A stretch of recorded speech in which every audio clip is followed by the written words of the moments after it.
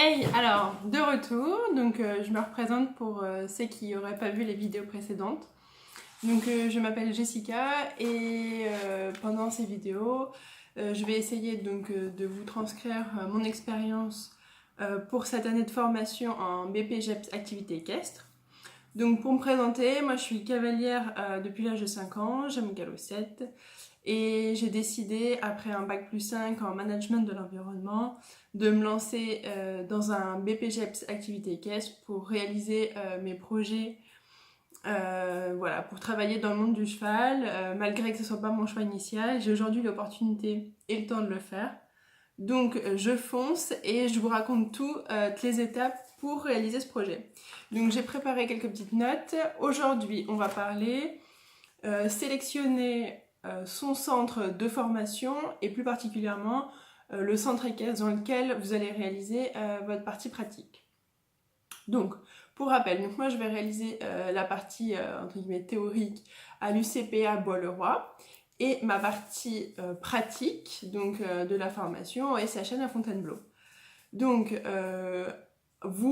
comment vous allez faire pour sélectionner votre centre votre centre pratique, votre centre équestre? Plusieurs questions à se poser. Donc, tout d'abord, on va parler de la géolocalisation. Ce qui peut être intéressant, c'est de penser que vous allez vous déplacer souvent dans la semaine. Donc, dans mon cas, c'est 2 jours par semaine en centre de formation et ensuite le reste de la semaine en entreprise. Donc, je vais appeler entreprise le centre équestre. Donc, il faut savoir qu'il va y avoir de nombreux déplacements tout au long de l'année. Donc, c'est quand même plus simple pour vous si les deux sont à proximité. Après, ça, c'est un choix personnel. Essayez de mettre votre logement, j'allais dire, le plus simple, c'est au milieu des deux. Votre centre de formation, votre logement, votre entreprise. Parce que voilà, toute l'année, vous allez être amené à faire des allers-retours entre ces deux points-là. Donc, évitez les 2 heures de route, etc. Sauf si vous avez des arrangements pour le logement. Dans ce cas-là, ça peut être à voir. Donc, tout d'abord, la géolocalisation.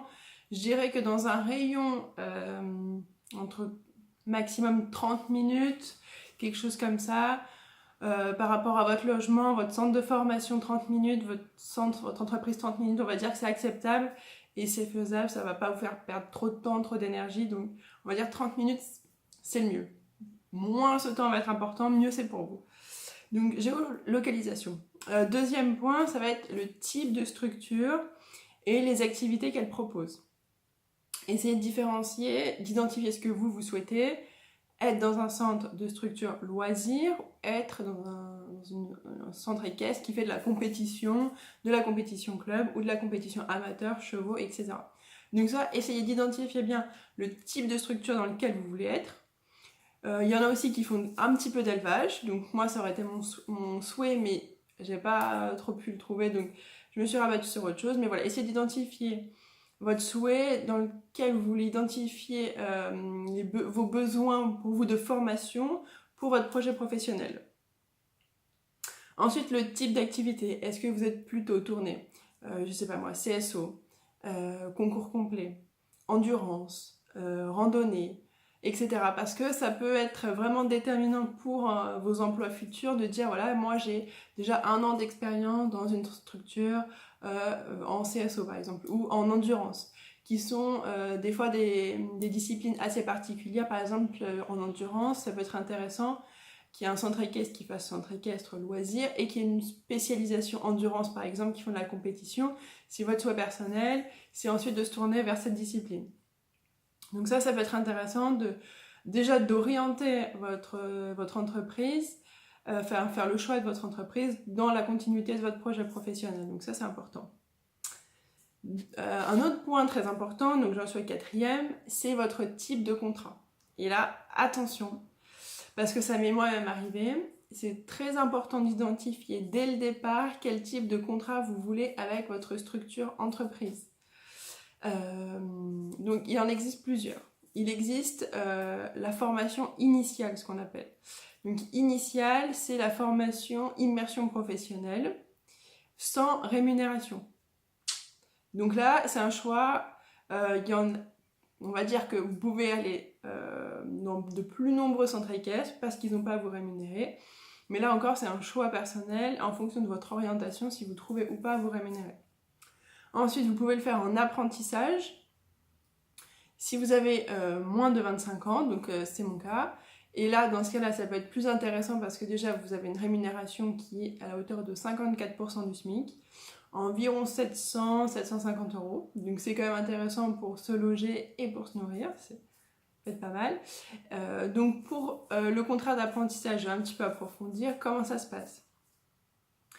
Vous avez sélectionné votre centre équestre. Le centre équestre vous a fait passer des tests ou vous a sélectionné et s'est engagé auprès de vous pour vous prendre en formation. Donc vous avez un contrat d'apprentissage où est stipulé les horaires, vos horaires, et ils doivent être fixes et ne doivent pas dépasser 35 heures avec les horaires de formation et le montant de la rémunération. Donc pour ce contrat, il faut aussi faire une visite médicale avant avec la médecine du travail pour valider votre aptitude à la réalisation de cette activité professionnelle. Donc ça, faites attention au type de contrat que vous pouvez établir avec le centre équestre. Renseignez-vous davantage. Donc il y a une partie sans rémunération qui est la formation initiale et une partie en contrat d'apprentissage. Donc pareil, ça peut se faire sur 1 an ou 2 ans. Donc ça, c'est à voir aussi en fonction de votre expérience, du temps que vous voulez consacrer à la formation. Souvent, on va dire que la généralité, c'est 2 ans, soit en format initial, soit en alternance, soit en apprentissage, avec une partie rémunération. Ensuite, donc, je vais faire un petit focus sur, par exemple, moi, ma sélection au centre de Fontainebleau. Comment ça s'est passé ? Je sais pas si c'est comme ça partout, mais en tout cas, ce que je peux vous dire, c'est pour vous préparer. Je peux vous dire en tout cas avec moi comment ça s'est passé. Donc j'avais un rendez-vous avec l'ensemble de l'équipe pédagogique, qui sont composés de 4 personnes, 3 moniteurs et une monitrice spécialisée de dressage, qui est responsable de toute la partie pédagogie. Donc j'ai fait un entretien avec elle. Et donc tout d'abord, on avait donc rendez-vous, un entretien téléphonique pour me donner rendez-vous. Ensuite, arrivée sur place, donc en tenue d'équitation bien sûr, elle nous a mis à l'épreuve 1 heure en faisant les box avec l'équipe de soigneurs. Donc voilà, c'était un petit peu pour tester notre capacité à s'adapter et voir si on maniait la fourche, les choses comme ça, de la paille, des choses qui ne sont pas forcément les plus valorisantes. Mais je pense que c'est un peu intéressant de voir un peu la personnalité des gens dans le milieu. Voilà, faire les box, faire le paillage, etc. Communiquer avec les gens de l'équipe pour voir un peu comment ça se passe. Donc après 1 heure de boxe, on nous a mis à cheval et là, en fait, on nous a pas demandé grand-chose, on nous a juste demandé de mettre à cheval, de faire une détente aux 3 allures et ensuite on nous a fait quelques exercices. Donc un grand cercle au trot. Donc comme c'est une école militaire, on est reparti sur des basiques. Donc là, c'était déchausser les étriers, se mettre au trot assis, faire des transitions, galop, trot, et puis voilà, voir un petit peu les aptitudes du cavalier, que ça soit au niveau de l'assise, de sa position, de son regard, etc. Donc là vraiment, petit conseil, soyez vous-même, faites ce que vous avez l'habitude de faire, parce que vos enseignants vous l'ont enseigné comme ça, et généralement c'est, on va dire, bien. Enfin, j'espère que si c'est des bons enseignants, normalement c'est bien. Donc c'est une détente au pas, au trot, au galop, aux 2 mains, avec des cercles, des lignes droites, des changements de direction, des transitions montantes, descendantes, pour vraiment mettre en activité le cheval, l'assouplir avec les courbes, le mettre droit, travailler la rectitude sur les tracés droits, travailler surtout sa décontraction, éviter d'avoir un cheval trop tendu, stressé. Si vous êtes détendu et que vous êtes confiant, votre cheval va aussi l'être, et meilleure sera son attitude. Mais ne vous focalisez pas sur son attitude, focalisez plus sur vous, déjà votre position, votre regard, les épaules en arrière, le regard porté en avant, les épaules baissées, les mains baissées, la fixité de la jambe. Déjà ça sera pas mal et le cheval viendra ensuite petit à petit avec ça.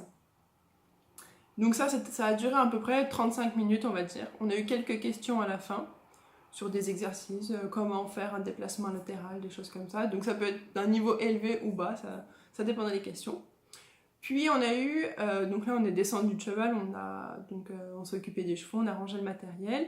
Puis là on a eu un entretien avec donc l'ensemble de l'équipe pédagogique et des questions plus ou moins différentes. Donc je sais pas comment s'est passé l'entretien avec l'autre fille qui était présente avec moi.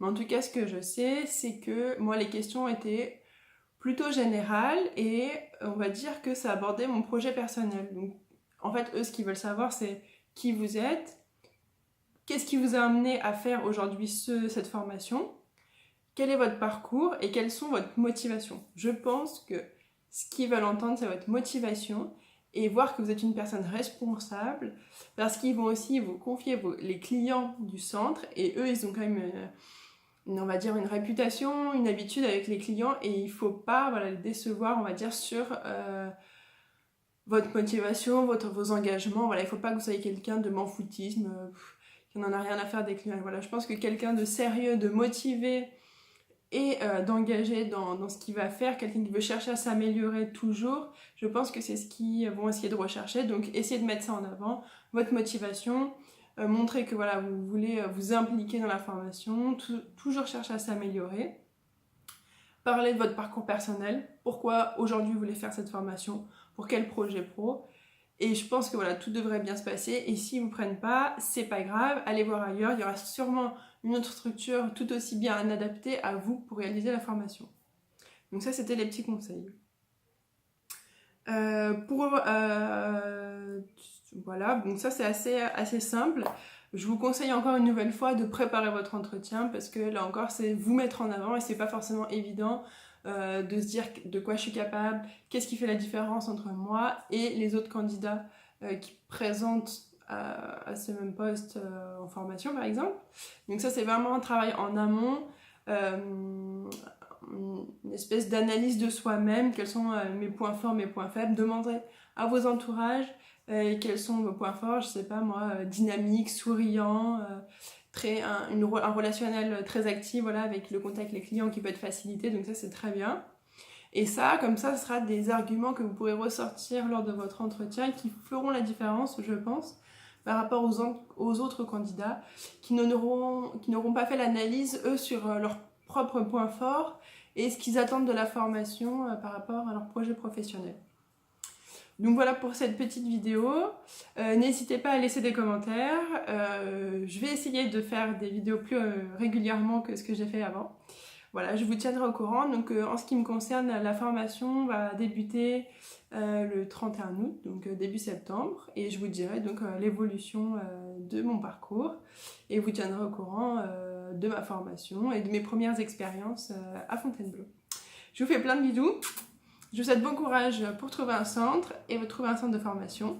Et je vous dis à bientôt. Ciao, ciao!